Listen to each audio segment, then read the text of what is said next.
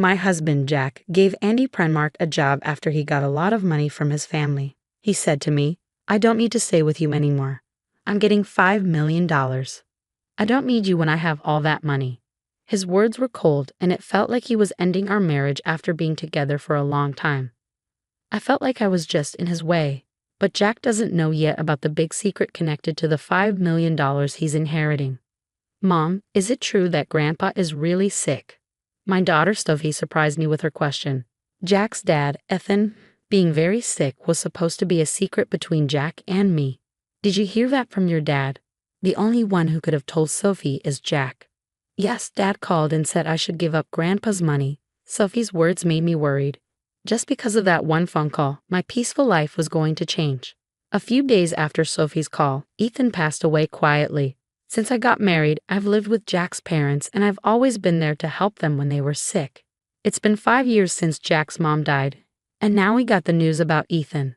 The funeral went smoothly, but just when I thought things would calm down, my husband's behavior changed a lot. "Why is this place so dirty? Have you not been cleaning properly?" Jack keeps pointing out tiny bits of dust and small stains. "I'm sorry, maybe I missed it. I'll clean it right now." "This place doesn't look clean either." "Are you sure you clean every day?" "Yes, I clean like I always do." Even though I clean like usual, I don't understand why Jack is so mad.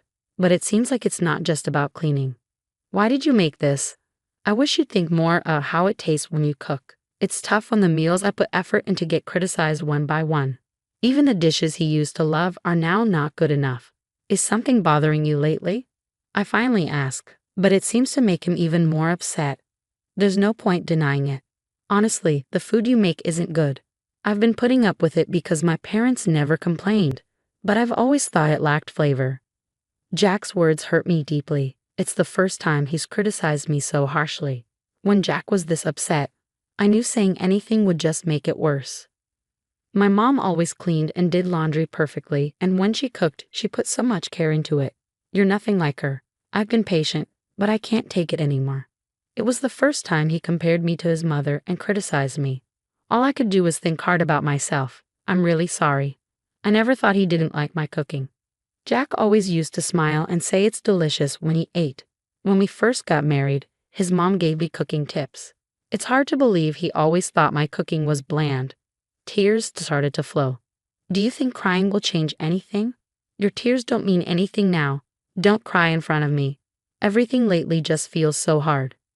After he said that, Jack suddenly got up and left the house, slamming the door. "Jack, where are you going? Please come back." But he didn't seem to hear me. My head was spinning, trying to understand this sudden change, unable to grasp what had just happened.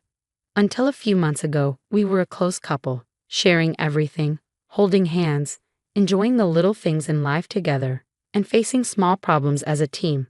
I couldn't understand why we had grown apart. Then, I remembered what Sophie had said during our call. "It's about Grandpa's inheritance." Sophie's voice sounded unsure. That night, Jack came home much later than usual, and I didn't get the chance to ask him about it. Was something going on? Maybe Jack had learned something about the inheritance and didn't want to talk about it. I tried to talk to Sophie about it. Why are they talking about the inheritance while Grandpa is still healthy? She had her doubts about Jack and told me she had shared them with him. If things stay the same with the inheritance, I'll get everything.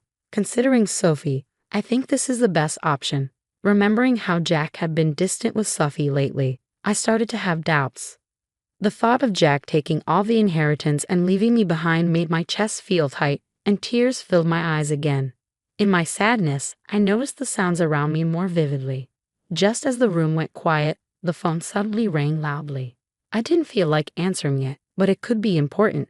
Looking at the caller ID, I saw Jack's name, the same Jack who had left earlier. I felt drained, but I didn't want to face any consequences for ignoring the call, so I reluctantly picked up. "What are you doing? Don't make me wait."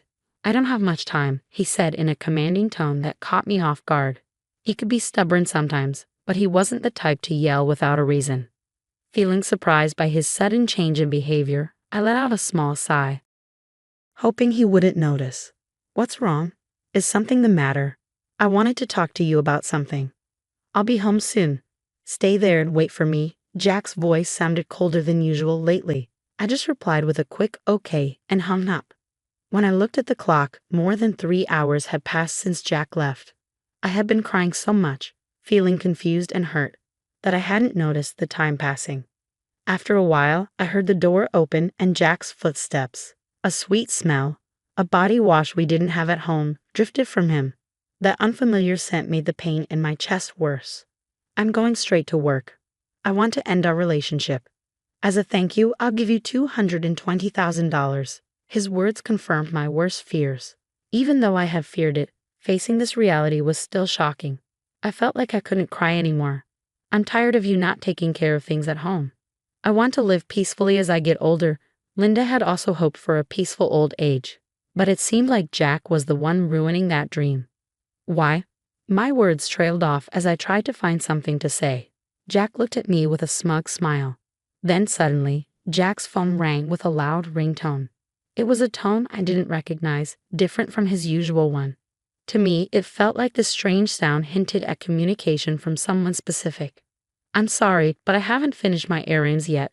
Linda sensed a hint of softness in Jack's voice, different from his usual tone towards her. It felt somewhat gentler and more personal. Plus, with the sweet scent of body wash lingering in the room, the unfamiliar ringtone from earlier, and the change in Jack's demeanor, it all hinted at something he might be hiding. I knew it, Linda whispered quietly so Jack wouldn't hear. His affair was becoming too obvious. Considering the inheritance he might get soon, the alimony might not matter to him, even if his cheating comes out. After finishing his call, Jack looked at Linda with cold, emotionless eyes. My plans haven't changed. I need you to sign this document. I'll be in touch later. Make sure it's signed by then. I won't be coming back to this house. Remember, this house is now yours. Without saying another word or even looking at her, Jack headed towards the door.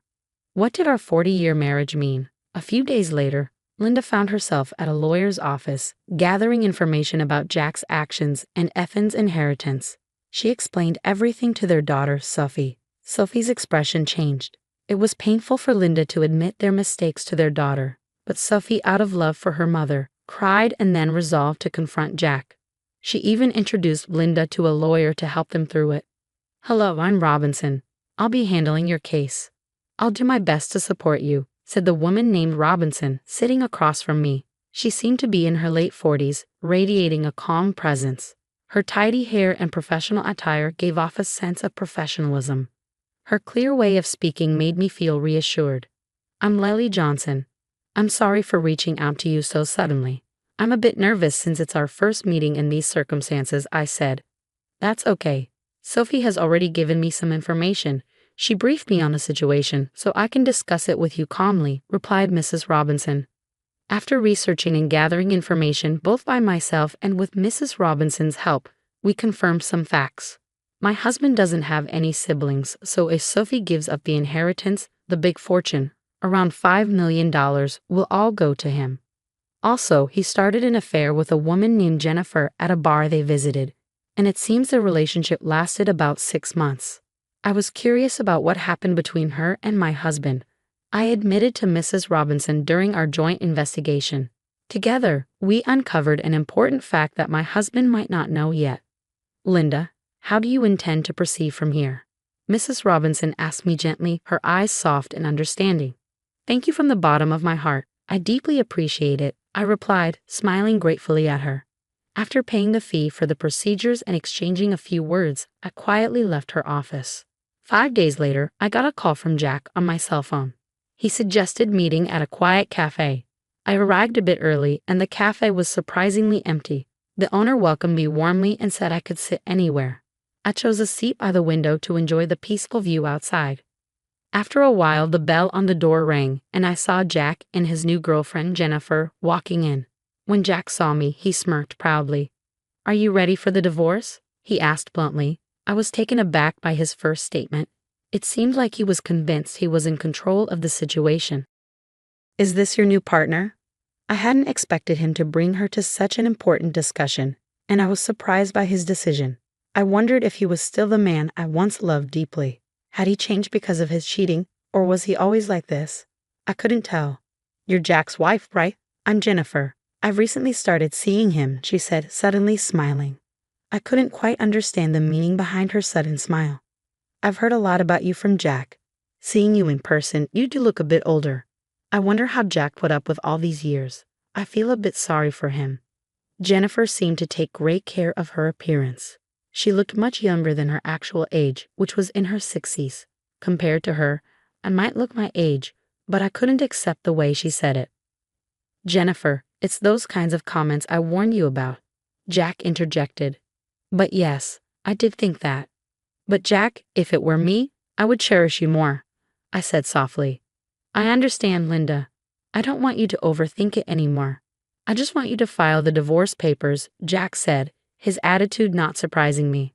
Hold on, there's something I need to discuss, I said, noticing a hint of confusion on Jack's face. What do you mean? Is this about your father's inheritance? Is that why, after all these years of marriage, you're making this decision? I wanted to know the truth behind everything. I fail to see how my father's inheritance and you are connected. That's solely my father's affair. I've heard detailed stories about your father's extensive inheritance from Sophie. I know its value. So what? That inheritance isn't for you to claim, Jack retorted. But I'll answer. Actually, more than the inheritance itself, the end of caring for my parents is one of the reasons I want to part ways with you. Just a caregiver role, I couldn't believe Jack saw me only as a caregiver and not the loving wife I used to be. I don't even have the energy to cry. Can we speed this up, Jack? I want to start our new life. Besides, have you still not let go of Jack? Anger and sadness hit me in waves. My hand trembled as I took a deep breath and pulled out the divorce papers. But my name isn't written yet. The situation isn't settled for me to hand them over. You remember promising me the house and money, right? I remembered our conversation clearly. Yeah, I did say that. I'm a man of my word, so I plan to give you the house and money. You say you're kind, but a truly kind person wouldn't just use their wife as a caregiver and then abandon her. So I'm demanding rightful compensation of $30,000 and the rights to the house, I said firmly. What compensation? When we talked about money, it was supposed to be $20,000. You always nitpick at the very end. Your attitude of trying to pay me the absolute minimum is so obvious. But the difference of $10,000 means a lot to me, Jack retorted. So I think $30,000 as compensation is fair. Your girlfriend is Jennifer, right? I thought of claiming from her too, but instead, I want to settle for $330,000. And I intend to sign the divorce papers right here in front of you. Jennifer unexpectedly commented, first suggesting that $30,000 would be okay. Jack, pay it if you're satisfied with it, she added. With Jennifer's statement, Jack finally agreed to the alimony of $30,000. Now we need Jack's signature on the land title change document Mrs. Robinson prepared and the notarized alimony agreement, I said calmly, surprising Jack with my preparedness. We lined up our seals at the designated spot, and Jack smiled as if he anticipated something. So Linda, will you sign the divorce papers right now? He asked. Understood. Here's the divorce paper, I replied, carefully writing my name and firmly stamping it. Jack couldn't hold back his laughter and laughed out loud again. With this, you and I no longer have any relationship. Also, I have something to tell you. Actually, I'm set to inherit $5 million, so I didn't need someone like you. Thanks for the divorce. What a foolish ex-wife you had, letting go so easily for just $30,000. Jack sneered as I left, followed by the loud laughter of Jack and Jennifer echoing. I hurriedly left and headed to City Hall. My only goal now was to complete this procedure as quickly as possible and sever ties with the two of them completely. They might be laughing happily now, but I wondered how long their happiness would last. A month later, I sold the house I received from Jack, prepared for a new life, and decided to live near my daughter Sophie, who planned to start her life near her husband's parents' home. Despite my concerns about Jack's mother living nearby, Sophie's husband warmly welcomed me and was always considerate, which reassured me greatly. My daughter Sophie initially seemed angry at Jack's actions, but when I shared a certain fact with her, her expression completely changed and she smiled brightly. I had a hunch that Jack would soon realize my plan. As evidence, I deliberately didn't change my mobile number. The day my intuition became reality came sooner than expected. From the afternoon, my phone rang repeatedly, and sure enough, it was Jack. He called many times, but at first, I purposely didn't answer. After receiving repeated calls, I finally picked up. Hello, why are you doing this? I couldn't hide my surprise. What's the matter? You called out of the blue. Jack raised his voice. What's the problem? Where are you right now? I thought you might have visited our old house. But in reality, that house had already been sold. Since we've decided to divorce, there's no me for you to be involved with anymore. Where did Sophie go? I can't find her. It seemed he went to Sophie's old house. Of course she wasn't there, and I handled all the information and procedures related to Sophie's husband's family home. So Jack had no way of knowing. He seems to have hit a dead end and contacted me.